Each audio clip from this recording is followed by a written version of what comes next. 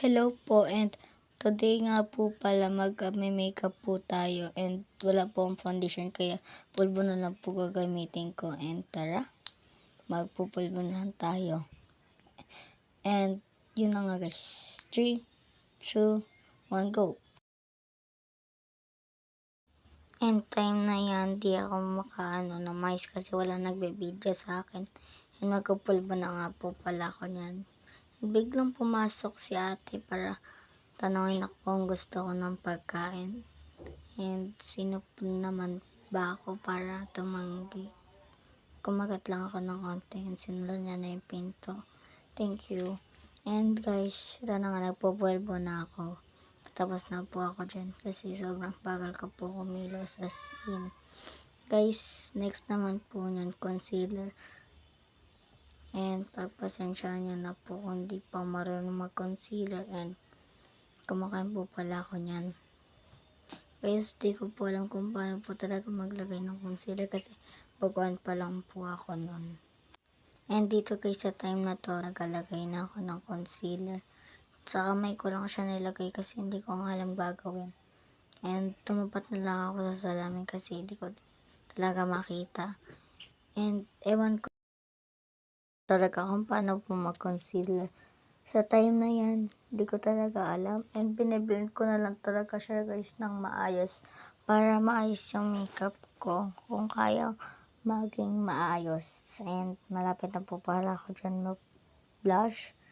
And kumakain-kain pa ako dyan, di ko pala lunok. And ito na, kukunin ko na po yung blush. And ASMR kahit din naman po marinig. And lalagay ko po yun sa mata ko, parang eyeshadow ganun. And yan na po, may kinukuha po ako sa time na yan. And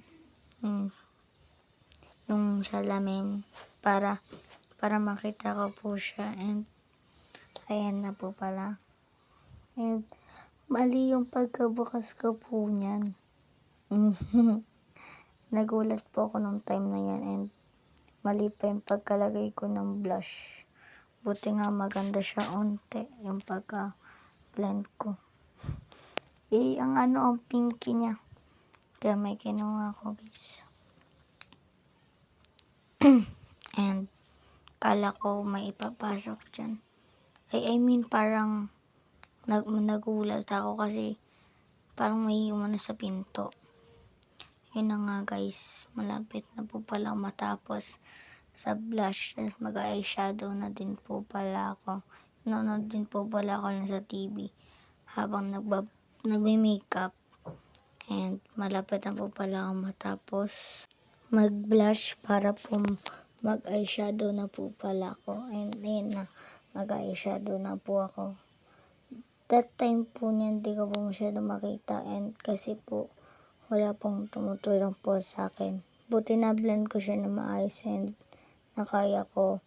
Tapos nalagyan ko din ng ilong para kasi ang ang red niya or pinky. Ayan na nga po pala guys. Nilagay ko din isa. Lalo guys, di ko makita dyan. Kaya biniblend ko na lang talaga na hindi ko nakikita. And next naman tayo. Maglalagay tayo onti ng ganyan sa eyeshadow. Para may pagka-white na pinky. Ganun. And buti nga guys nakikita ko pa yan. Kasi yun nga po, wala po palang tumutulong sa akin. Nasabi ko na po ilang beses. And kukunin ko na po pala yung sa kilay. Wait lang po. Yan na nga po. Kukunin ko na po. And guys, nakuha ko na siya. Ito nga po pala yung pangkilay ko. And ewan ko kung marunong ako or hindi. Parang kaya ko siya or ewan. Simple lang po yung makeup ko ngayon. Pang beginner lang po or else pang di po marunong. Ewan ko po kung ano pong pinagagawa ko sa buhay ko. And para po kasi parang tutorial or ewan, para may pang vlog lang po ako. And guys, ngayon ko lang po pala tong vlog. And ako nga po pala si Thea. Pwede niyo akong tawaging Tay or Titay. Kasi ayun po yung nickname ko. And ayun po, may kukunin po ulit ako sa ano dyan. And di ko po mahanap yung curler ko. Ayun, napag-isipan ko na lang na ibang gawin. Lipstick na lang po. And malapit na yan. And guys, malapit na po pala ako dyan.